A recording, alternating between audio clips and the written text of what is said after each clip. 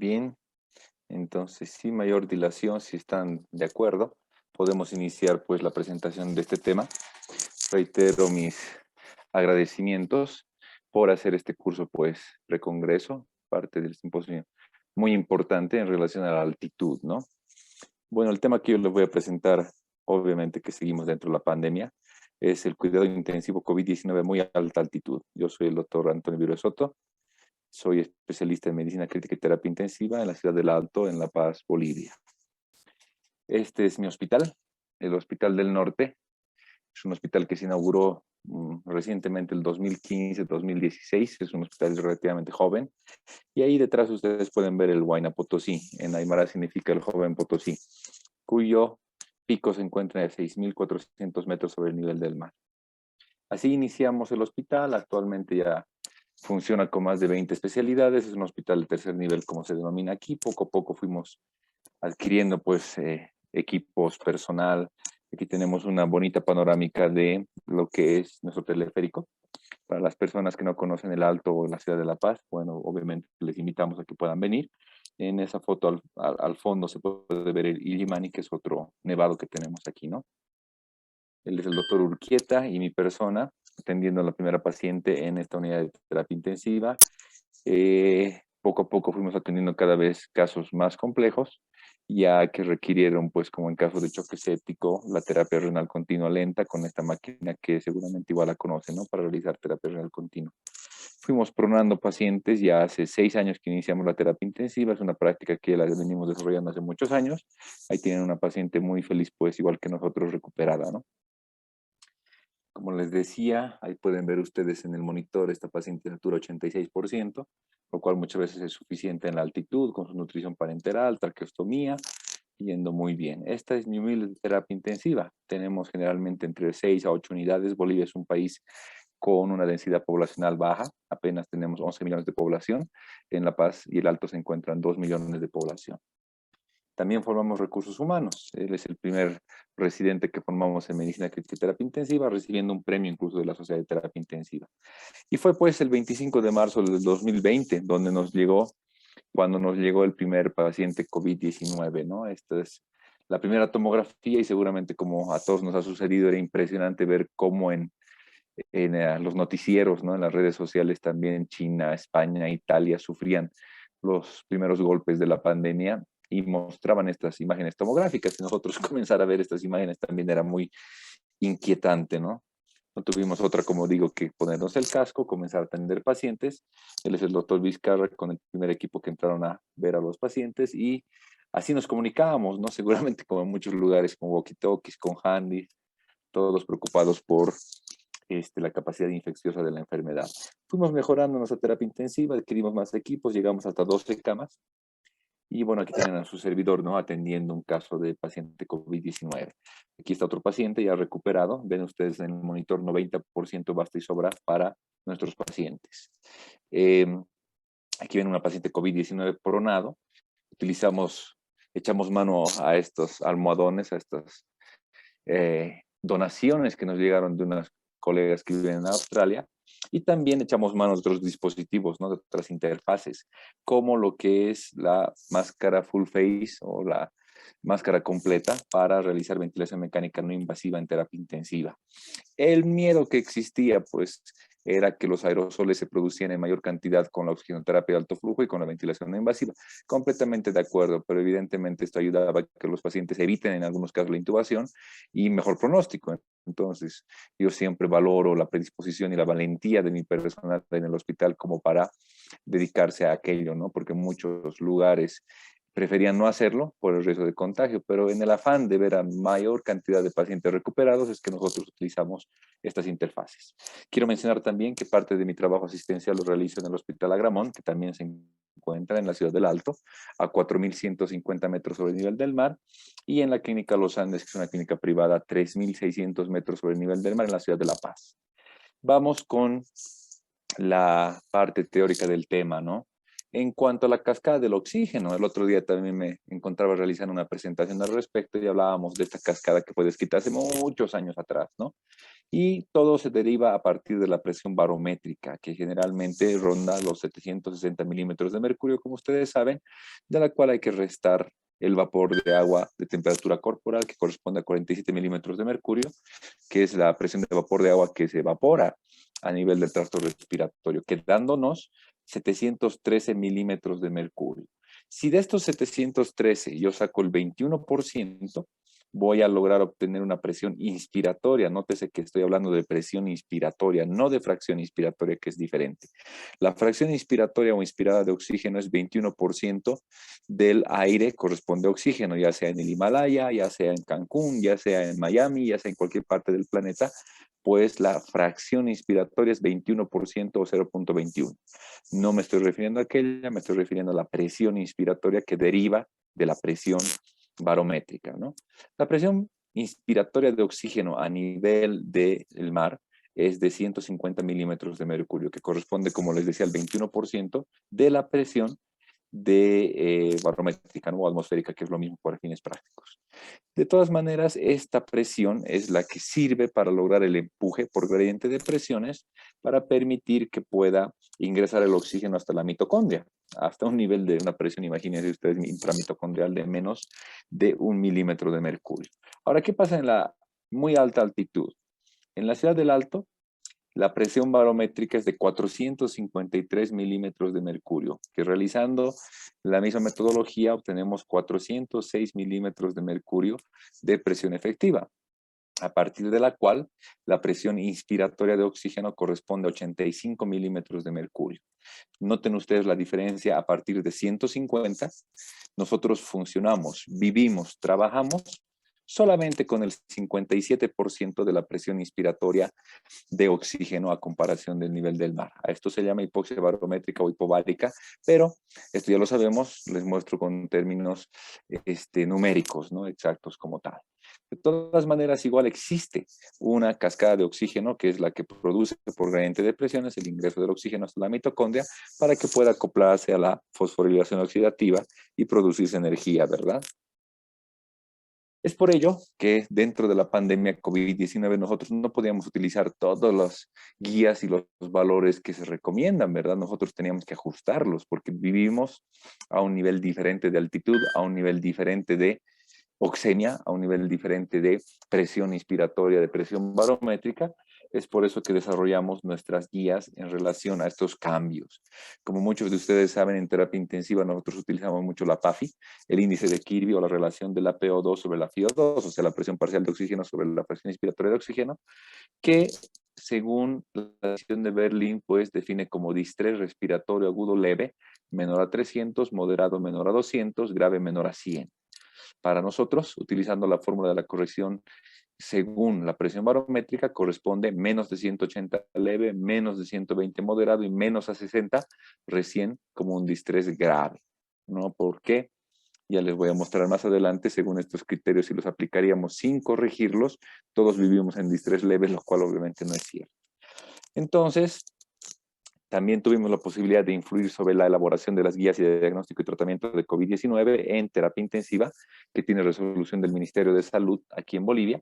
Y también nos basamos en importantes guías internacionales como las recomendaciones para el manejo invasivo y no invasivo de la insuficiencia respiratoria hipoxémica por COVID-19 de la Asociación Latinoamericana de Tórax, que les recomiendo puedan revisarlas. Es una guía muy práctica. En cierto momento realizamos un pequeño estudio, corte, del Hospital del Norte para ver cómo nos iba con los pacientes COVID-19 y mencionarles, ¿no? Tomamos un grupo de 111 pacientes, 59% varones, como en todo el mundo, ¿no? La mayoría de los afectados lastimosamente en COVID-19 son varones, por los receptores y todo lo que ya se conoce. La mayoría de pacientes en cierto momento fueron referenciados, provenieron de otros centros. ¿Qué quiero mostrar con esto? El Hospital del Norte es un hospital público, como les decía, joven, relativamente joven, en la ciudad del Alto. De todas maneras, hemos atendido pacientes de la ciudad de La Paz, pacientes del interior y hasta colapsado. Realmente creo que somos el centro que más pacientes hemos atendido actualmente, con más de 500 pacientes atendidos de COVID-19. El 88% de nuestros pacientes obviamente han presentado comorbilidades importantes como la hipertensión arterial sistémica, diabetes mellitus, enfermedad renal crónica en hemodiálisis. Noten ustedes la importancia que conlleva pues cualquier comorbilidad en estos pacientes, ¿no? Para tener lastimosamente una evolución desfavorable. ¿Cuánta es la supervivencia de nuestra terapia intensiva relacionada a COVID-19? Alrededor del 52% y el fallecido es 48%, lo cual es equiparable a otras unidades de terapia intensiva. Edad de supervivientes 47, edad de fallecidos 56, valor de P 0.004, lo cual indica que es una variable independiente, pues la edad de por sí. Esto es interesante, porque si contrastamos la información con este artículo tan polémico que se publicó en JAMA, ¿verdad? Acerca de los 5.700 primeros casos atendidos en el área de Nueva York, que mencionaban una mortalidad en los pacientes intubados, incluso en primer mundo, incluso en Estados Unidos, superior al 70%. Y ya entrando al tema, ¿no? Entonces, ¿qué hacemos nosotros? Existen muchos reportes en la ciudad de La Paz, a 3.600 metros sobre el nivel del mar, sobre la gasometría arterial. Pero como nosotros trabajamos a mayor altitud, a 4.150 metros, necesitamos también nuestras propias registrar nuestras propias características. ¿Por qué? Porque estamos a mayor altitud y evidentemente no es lo más adecuado hablar de altitud más de 1.500 o más de 2.000 y es suficiente, porque los cambios en la fisiología y fisiopatología, tanto respiratorios, cardíacos, incluso cerebrales, son paralelos en cuanto al ascenso de altitud. En ese sentido, voy a mencionar algo importante, que creo que es muy pertinente en este caso. El término más adecuado para hablar es el de altitud, ya no altura. ¿Por qué? Porque altura hace referencia a la distancia desde el piso, desde el suelo, hasta algún punto en particular. Yo tengo una altura de 1,74, ¿no? Como decimos coloquialmente, yo mido 1,74. Un edificio puede medir 500 metros. Esa es su altura. Pero cuando hablamos de altitud nos referimos a la distancia entre el nivel del mar hasta un objeto. Vale decir que los aviones viajan o vuelan a cierta altitud, no a cierta altura. De igual manera, las ciudades nos encontramos a diferentes altitudes, no altura. Entonces, para ser más propios, debemos comenzar a aplicar este término de altitud. En ese sentido, yo les mencionaba que los cambios fisiológicos de inicio son pues diferentes. No puedo comparar a una persona que vive a 1.600 metros o 2.100 metros con otra que vive a 4.900, por ejemplo, ¿no?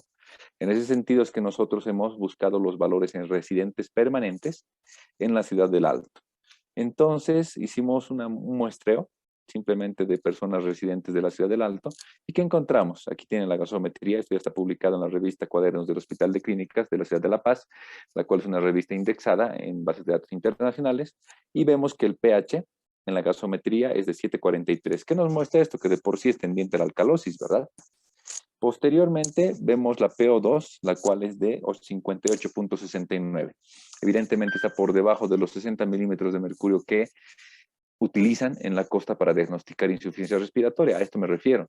Si nosotros aplicaríamos esos criterios ciegamente, pues todos estamos en insuficiencia respiratoria y no es así, ¿no? Aquí vivimos, trabajamos, realizamos nuestra vida normal. PCO2, 26. Evidentemente está por debajo de 30-40 que se reporta en la CEPAR, en la Sociedad Española de Neumología y Neumofisiología. Bicarbonato de 20, menor a los 24 que se reporta a nivel de la costa, saturación de 91, hemoglobina de 16, en promedio un poquito más elevada que la hemoglobina en lugares de la costa, y lactato de 1,82. Y como somos tan curiosos, yo tengo la alta especialidad en medicina crítica en obstetricia, entonces hicimos lo mismo en pacientes que venían a su control prenatal embarazadas en diferentes momentos del embarazo.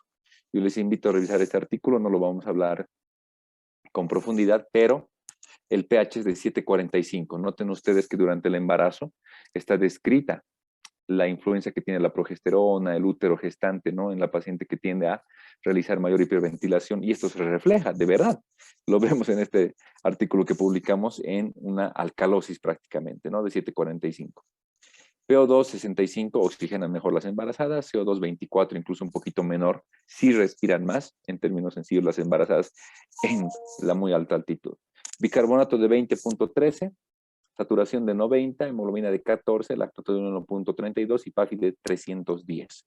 Entonces ya tenemos nuestros valores para personas no embarazadas y también para personas en el embarazo, para cuando necesitamos aplicarle ventilación mecánica o buscar los parámetros fisiológicos.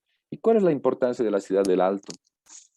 Yo me siento muy feliz que cada vez se lleva a cabo más de estos cursos de altitud porque es algo que nos interesa a gran parte de la población latinoamericana. Bien, existen otras ciudades como La Rinconada, ¿no? Que se encuentra con ustedes en Perú a 5.130 metros sobre el nivel del mar, pues tiene 50.000 o 30.000 habitantes, según algunas referencias.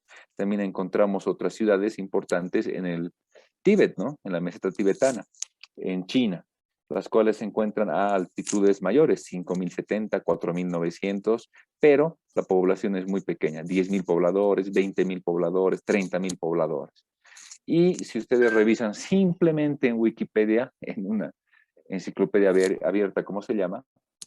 Se van a dar cuenta que la ciudad del Alto tiene una población, según el 2014, la encuesta nacional de demografía y salud, reporta casi 1.2 millones de población y se encuentra a 4.150 metros sobre el nivel del mar. Igual la ciudad de Potosí, aquí en Bolivia 4.090, luego Shigatse en China.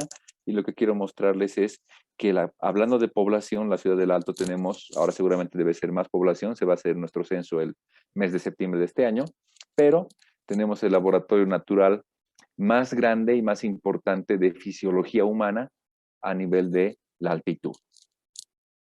Ahora, ¿por qué me escuchan hablar de muy alta altitud? Por lo que les mencionaba, ¿no? No es lo mismo hablar de 1.500 que de 4.100 o de 5.100. En ese sentido es que hay esta clasificación de IMRE, la cual habla sobre baja altitud menor a 1.500, altitud intermedia de 1.500 a 2.500, alta altitud de 2.500 a 3.500, muy alta altitud de 3.500 a 5.800, en la cual se encuentran ambas ciudades de La Paz y El Alto, donde yo trabajo. Altitud extrema de 5.800 a 7.999 y zona muerta mayor a 8.000. ¿Por qué zona muerta? Porque prácticamente no podría haber vida humana. La presión barométrica y la presión inspiratoria de oxígeno son tan bajas que realmente no podría vivir el humano en esa altitud.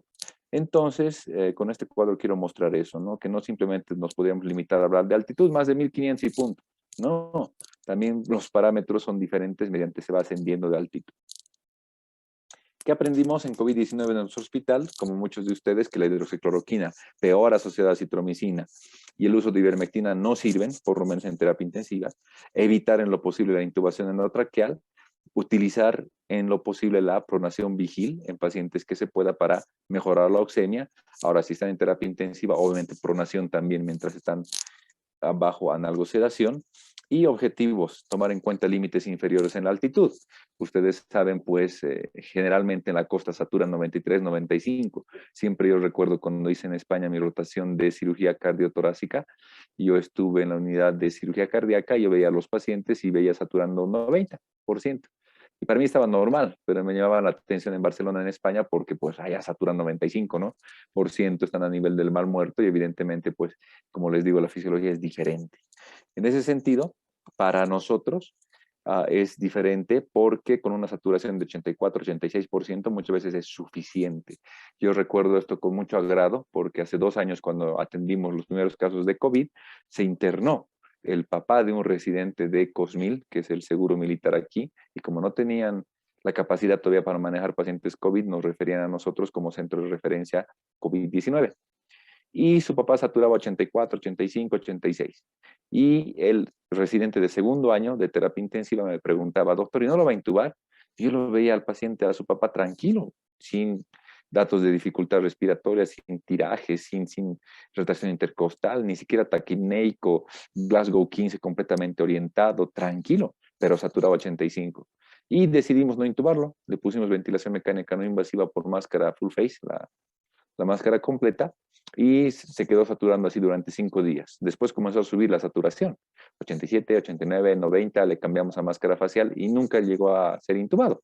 Y desde entonces, pues fue una experiencia muy interesante con este residente que prácticamente él nos insistía, ¿no? De doctor, ¿está desaturando? No, es que realmente los parámetros que nosotros debemos utilizar son otros. El PAFI de ingreso, el índice de Kirby, era de 50 en la mayoría de nuestros pacientes. Imagínense ustedes tan bajo, ¿no? Tomando en cuenta un valor para nosotros ajustado de 180. A las 6 horas era simplemente de 53, subía muy poco la PAFI. 66% intercurría con hipercapnia, Esto es importante para mencionarles que no solamente los pacientes con COVID-19 a muy alta altitud cursan con insuficiencia respiratoria tipo 1, sino también con insuficiencia respiratoria tipo 2. La compliance estática, que generalmente se maneja entre 80 a 100 o a 120 en el ventilador mecánico que monitoriza, para nosotros era de 24, imagínense esos pulmones tan rígidos, ¿no? Y la gasometría arterial de ingreso de nuestros pacientes era de 731, acidosis, y de igual manera, no solamente era una acidosis respiratoria con un valor de CO2 de 36, que sería normal en la costa, ¿verdad? Para nosotros es acidosis respiratoria, porque manejamos un CO2 de 26. Y bicarbonato de 16, o sea, para nuestro bicarbonato normal de 20 a muy alta altitud, se encontraban con acidosis mixta y una saturación obviamente hipoxémica, ¿no? De 77%. Hemos visto casos también que no solamente comprometían lo que es la parte respiratoria. Este es un caso muy interesante que no tenía ningún problema respiratorio el paciente, sino se presentó con un ictus hemorrágico PCR en tiempo real positivo y se ha descrito como encefalopatía necrotizante hemorrágica aguda asociada a COVID-19. Entonces, no solamente afecta a los pulmones. Y en cuanto a embarazo, pues nunca hemos tenido la oportunidad de ver transmisión vertical. El COVID-19 no atraviesa placenta. Si bien hay reportes internacionales, casos clínicos, reportados series de casos que mencionan el haber encontrado, pues, fragmentos virales, ¿no? En la placenta. Evidentemente, la placenta es el filtro donde se queda todo, ¿no? Pero si se hubiera encontrado fragmentos virales en arteria umbilical, en vena umbilical o en estructuras, órganos fetales, se podría hablar de transmisión vertical. Hasta este momento no existe transmisión vertical. Lo único que se habla es de restos, o mejor dicho, fragmentos virales en placenta. Pero como les digo, evidentemente ese es el filtro, ahí se va a quedar, ¿no? Entonces, hemos visto muchos pacientes también con embarazo y COVID-19. Afortunadamente, la mayoría con una evolución favorable. Yo siempre destaco, como les decía, la valentía de mi hospital, porque nadie quería ver pacientes con COVID para iniciar neurocirugías, hemodiálisis, cesárea, y todos estos procedimientos los hemos realizado nosotros, por lo cual hemos diseñado nuestra propia revista para determinar las variables más importantes y hemos descrito de igual manera que la PCR, o sea, la proteína C reactiva, como marcador inflamatorio, así como el conteo de linfocitos menor a 1500 son los que más se asocian a una evolución desfavorable. Hemos descrito todas las características de las tomografías. Hemos descrito, como les decía, a nuestras pacientes embarazadas, cómo superaban el COVID-19 al igual que sus productos. Y hablando del tema de la pronación, ustedes saben, la literatura en terapia intensiva menciona que una PAFI, un índice de Kirby, menor a 150 debe sugerirnos el considerar la pronación de ese paciente en terapia intensiva, paciente distresado, ¿verdad? Eso a nivel de la costa. Pero como nosotros manejamos diferentes valores, pues hemos ajustado según la fórmula reportada en la definición de Berlín y sale un valor de 90 milímetros de mercurio. Y coincide con la parte clínica. Vean ustedes esa gráfica. La PAFI es la que se encuentra arriba en morado y ustedes ven que la PAFI cuando se encuentra en 80 y se prona al paciente, a las 12 horas encontramos un incremento importante del 30%. A las 24 horas de la pronación prolongada encontramos un incremento del 50%. Y a las 48 horas de pronar al paciente en terapia intensiva a muy alta altitud, encontramos un incremento casi del 60%. Mensaje, hay que pronar a los pacientes. Y específicamente a muy alta altitud, nosotros consideramos la pronación a partir de 90 milímetros de mercurio con esta experiencia que tenemos. Ya saben ustedes cuál es el mecanismo de la pronación. Aquí ven lo que es los pulmones dañados, que generalmente se compromete la parte basal posterior, ¿verdad? Y al pronar el paciente, pues el flujo sanguíneo simplemente por gravedad va a las zonas anteriores, ventrales, y sufre mejor intercambio gaseoso como para mejorar la oxemia y disminuir la hipercapnia. En ese sentido, pues se denomina la redistribución de flujos y redistribución de presiones, ¿verdad? Y está descrito que la pronación mejora el índice de Kirby en 35 puntos. Esto es lo que yo les mencionaba. Hasta 67% mejora la pronación en nuestros pacientes al pronarlos y debemos considerar cuando se encuentre por debajo de 90 milímetros de mercurio. También hemos descrito los efectos de la vacunación, hemos recibido artículos interesantes de Colombia, que ustedes saben, Bogotá también se encuentra en una altitud considerable a 2.600 metros, y casos de neumotórax, que tal vez ustedes también han debido ver, ¿no? Neumotórax y neumomediastino espontáneo en COVID-19 por el efecto McLean. Hemos tenido la oportunidad de publicar este artículo. Todos ya se encuentran con acceso gratuito. Este artículo es de hace 2 años, antes de la pandemia, y está publicado en archivos de bronconeumología de España. ¿Qué hicimos? Existe una gran controversia en cuanto a la altitud, y ustedes también deben vivirla, ¿no? En Huaraz. Algunos mencionan en cuanto a insuficiencia respiratoria tipo 1, bueno, cuando yo voy a algunos cursos en algunos congresos, yo voy a algunos eventos pues a nivel del mar en Brasil, yo qué sé, en lugares de la costa, siempre me dicen, ¿no? Tú vives a 4.150 metros sobre el nivel del mar, ustedes están acostumbrados a vivir a hipoxia. Para moto, ¿no? Algunos piensan, perdón, ¿Para moto eres? escucho un micrófono abierto. Sí, disculpe, Gracias. bien activado. Gracias. Entonces, algunos dicen, mira, como tú vives en una hipoxia crónica, eres más frágil, eres más lábil. Entonces, si te sometes a mayor hipoxia o a un distrés respiratorio, pues mueren más los pacientes en la altura. Y otros dicen lo contrario, ¿no? Como están acostumbrados ustedes a vivir en cierta hipoxia relativa, pues toleran mejor, mueren menos en la altitud, ¿verdad? Esa fue la pregunta. Lo que hicimos con muchos colegas de Ecuador, Argentina, Perú, que están inmersos en este artículo, fue comparar qué sucedía con el distrés respiratorio antes del COVID. Esto es, reitero, antes del COVID, para ver qué pasaba con el distrés respiratorio grave e intubados, ¿no? Sedados, ventilados en terapia intensiva, y cuál creen que fue el resultado. Los resultados en cuanto a la sobrevida son iguales. La altitud no mata ni protege.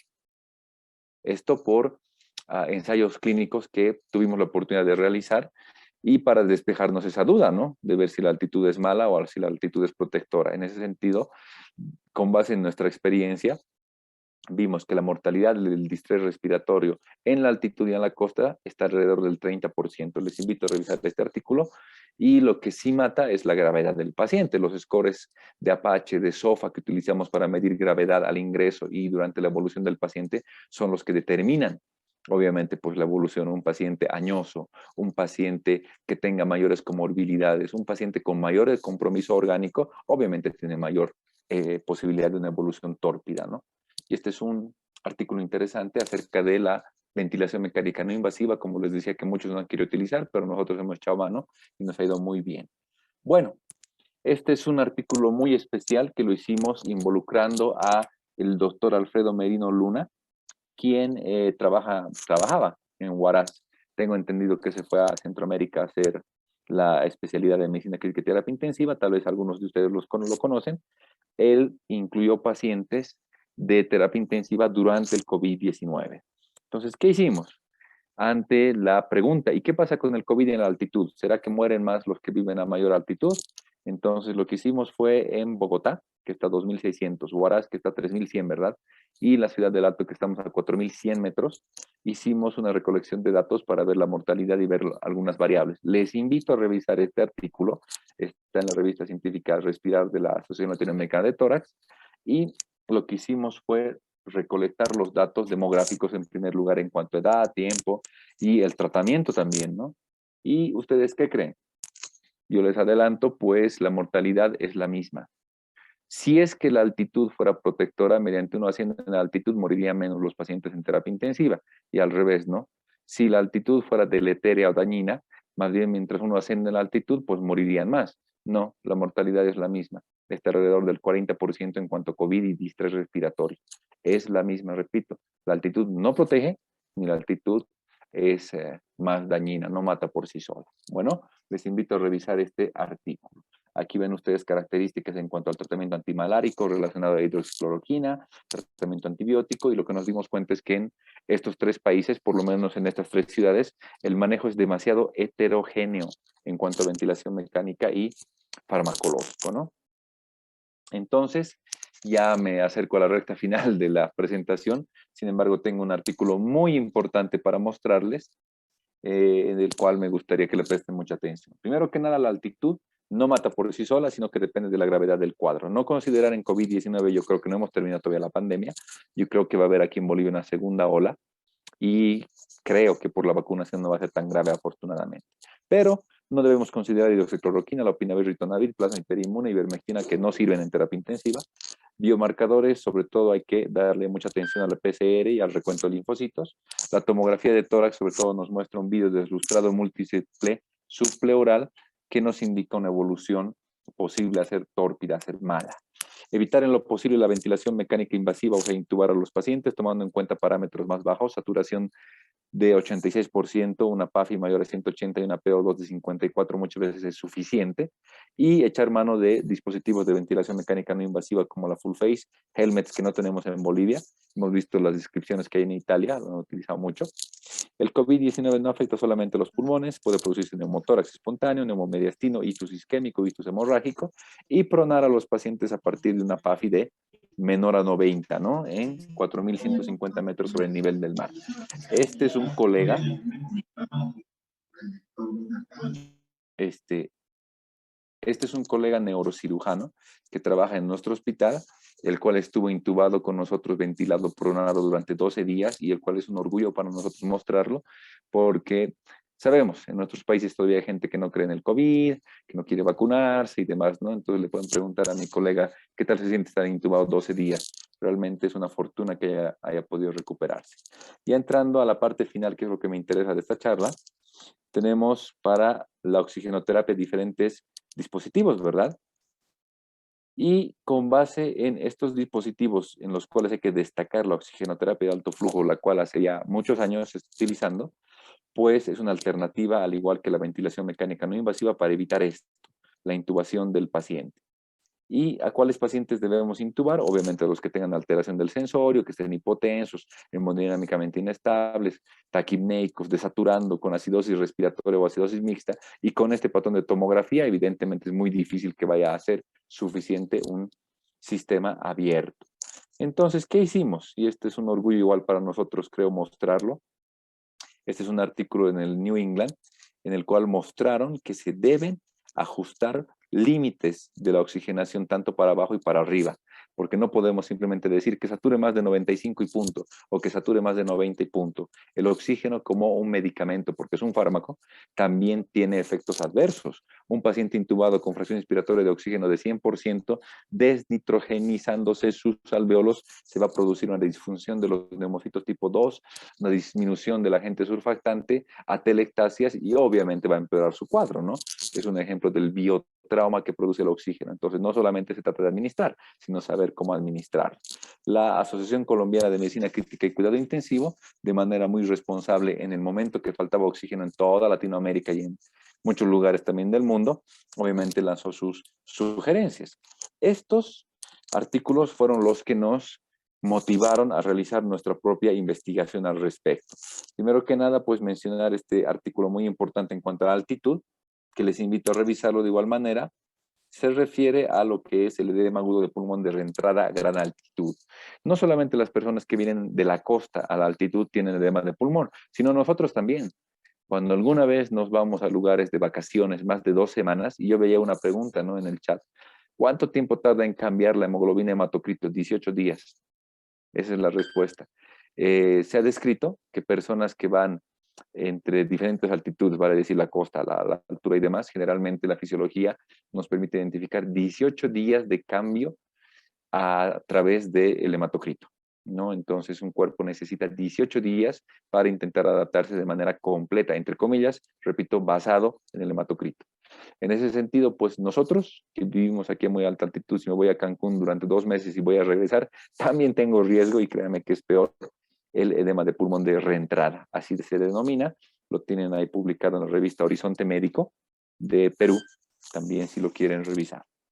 Y también nos hemos dedicado con el doctor Merino, que también está incluido en este artículo, a describir los cambios en la eritropoyetina y cómo pacientes con COVID-19 con bajos niveles de eritropoyetina tienen mayor posibilidad de morir. Es como si los pacientes que no estarían completamente adaptados en la altitud tienen menores chances de poder sobrevivir al COVID-19. Y este es el artículo último que quiero comentar unas cuantas palabras al respecto. Se refiere a limitar la oxigenoterapia con límites de 89 a 93% y se asocian a mejor pronóstico de sobrevida en pacientes críticos con COVID-19 a altas altitudes. Es el grupo de investigación que tenemos y como les decía, realizamos esto en 3 diferentes centros. Como introducción mencionar lo que les decía, ¿no? Que el oxígeno prácticamente no solo en terapia intensiva, sino también en piso de internación, en quirófano, en todo lado es administrado, ¿verdad? Y otra literatura ha mencionado que reportes, mediante reportes previos, que 89 a 95% es el parámetro que se sugiere para mejorar la sobrevida en pacientes con distrés respiratorio, lo que equivale a una PO2 o presión parcial de oxígeno de 50 a 67, ya que se ha determinado que la hipoxemia, la hiperoxemia, la normoxemia y también lo que denominamos la hipoxemia intermitente, o sea, episodios de realizar hipoxemia y volver a saturaciones normales, puede asociarse a peor evolución. ¿Qué hicimos con este estudio? Pues tomamos residentes permanentes. ¿A qué se refiere permanente?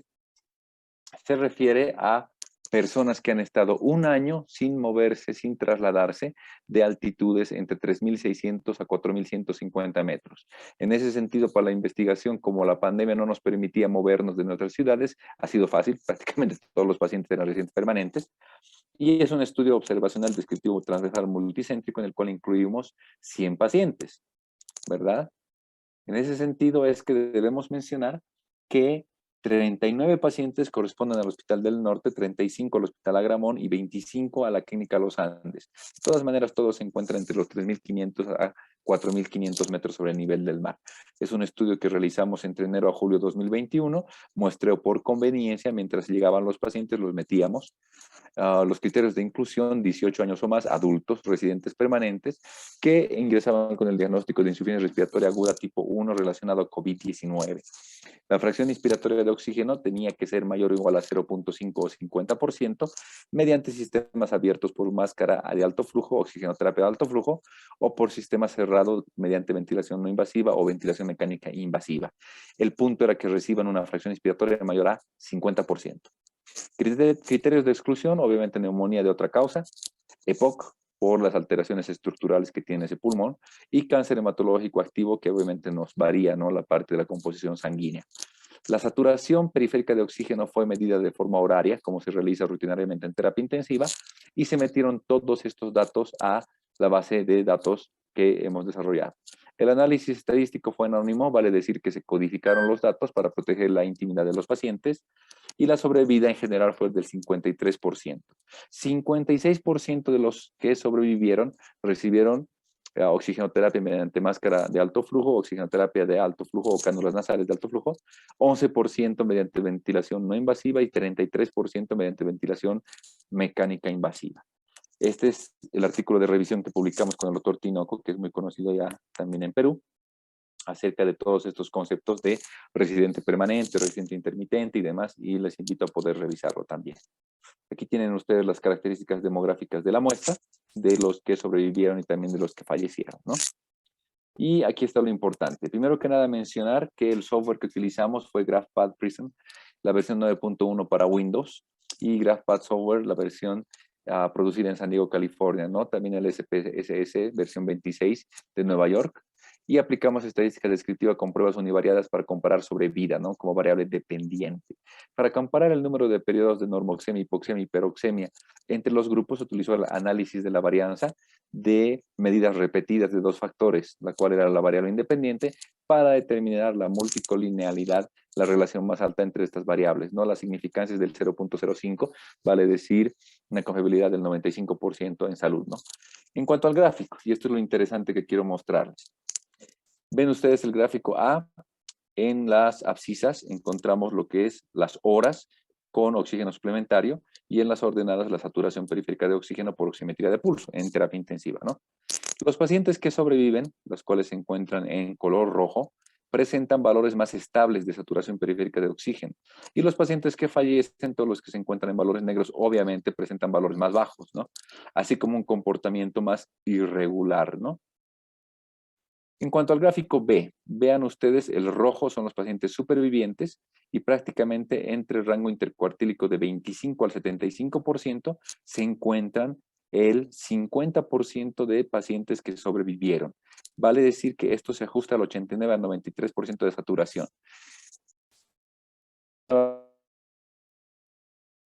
saturaciones la mayor parte del tiempo. ¿Qué significa la mayor parte? 95% de las mediciones. Los pacientes que presentan la mayor parte del tiempo saturaciones entre 89 al 93% presentan mayores posibilidades de sobrevivir. Ustedes ven en el gráfico las columnas negras, obviamente se encuentran más desplazadas hacia la izquierda, o sea, con mayor episodios de hipoxemia y evidentemente con mayor riesgo de fallecimiento. Reitero, los pacientes que presentan una saturación más del 95% de ocasiones, entre el 89 al 93% por oximetría de pulso, son los que concentran al 50% de supervivientes, que se encuentran a su vez entre el rango intercuartílico 25 al 75%. Yo sé que es complicado, suena complicado, pero en otras palabras, el 89 al 93% que saturan, los pacientes tienen más posibilidades de sobrevivir. Y finalmente en el gráfico C, obviamente los pacientes que estuvieron con intubación endotraqueal son los que más fallecieron, obviamente como último recurso. Esto es importante para interpretarlo. Lo que pasa es que algunos decían, ¿no? A ver, momento, esto significa que los que se intuban mueren, o sea, el intubar y conectar a los pacientes a ventilación mecánica los mata. No es así, sino que es el último recurso de intentar salvarles la vida, ¿verdad? Y ya hablando de los resultados, como era esperado, la mortalidad sucedió en pacientes con ventilación mecánica invasiva como último recurso para salvar la vida. En ventilación mecánica invasiva, los periodos prolongados de normoxia se asocian a sobrevida y periodos prolongados de hipoxemia se asocian a mayor mortalidad. La hiperoxemia no muestra mayor repercusión en la sobrevida. Como ustedes pueden ver, pues pocos pacientes se encuentran con saturaciones por encima de 95. Nosotros mismos sabemos que no está bien, ¿no? Entonces, es un hallazgo importante porque mis colegas saben que no es necesario, ¿no? Que un paciente sature más de 95%. La saturación periférica de oxígeno entre 89 a 93% muestra mayor sobrevida. Pacientes en ventilación mecánica invasiva con similares periodos de normoxemia. El score SOFA es un predictor de sobrevida, o sea, a menor SOFA, vale decir que el paciente tiene mayor posibilidad de sobrevivir. El score SOFA nos habla sobre disfunciones orgánicas. Mayor puntaje tiene mayor compromiso neurológico, respiratorio, renal, cardiovascular y demás, ¿no? Una frecuencia baja de episodios de reoxigenación no se asocia a menor probabilidad de sobrevida por las sustancias reactivas a oxígeno. ¿Qué nos menciona? ¿A qué nos referimos con esto? A que pacientes que presentan periodos de desaturación menor 89% a muy alta altitud y que vuelven a normoxemia, no muestra que tengan mayor mortalidad. Entonces, en cierta forma, la desaturación, mientras sea menor a 5% de los episodios, no afecta la supervivencia. En conclusión, entre 3.600 a 4.150 metros sobre el nivel del mar, el valor recomendado para mantener la saturación periférica de oxígeno en pacientes con terapia, oxigenoterapia, es de 89 a 93%, lo cual coincide con nuestra gasometría arterial que les mostré a un comienzo de 89 a 95. Incluso nos da un margen más estrecho para no desperdiciar el oxígeno. Aquí ven ustedes algunas imágenes de nuestros pacientes, cómo se encontraba un paciente con ventilación mecánica no invasiva. Ustedes se dan cuenta que el compromiso pues es prácticamente del 30%. Pacientes que sobrevivieron con cánula nasal de alto flujo y con máscara de reservorio con válvula de no reinhalación. Vean ustedes que el compromiso tampoco pasa del 50%. Paciente intubado, ya con sedación y con todo lo que corresponde, pues que sobrevivió. Y finalmente vean ustedes pues pacientes, ¿no? Intubados, ventilados, que no sobrevivieron evidentemente por el gran compromiso pulmonar mayor al 80%. Este es el artículo, les invito a que puedan consultarlo si tienen alguna pregunta o quieren saber más a profundidad todo lo que hicimos, ¿no? Yo agradezco a todos los autores. Saben que en Latinoamérica es muy difícil investigar, pero va a ser algo que vamos a seguir impulsando hacia adelante. Aquí tienen a su servidor entrando a la zona de aislados y pues muchas gracias por su atención. Esa es la presentación y quedo presto para cualquier pregunta o consulta. Gracias.